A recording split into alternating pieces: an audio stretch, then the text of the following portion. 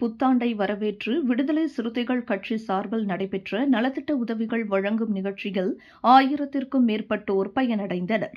ஆங்கில புத்தாண்டை வரவேற்று காஞ்சிபுரம் மாவட்ட விடுதலை சிறுத்தைகள் கட்சி சார்பில் புத்தாண்டு வெல்கம் நிகழ்ச்சி நடைபெற்றது. குன்றத்தூர் ஒன்றியம் மற்றும் குன்றத்தூர் நகர விசிக சார்பில் ஏற்பாடு செய்யப்பட்டிருந்த நிகழ்ச்சி மாநில துணை செயலாளர் சத்தியமூர்த்தி தலைமையில் நடைபெற்றது.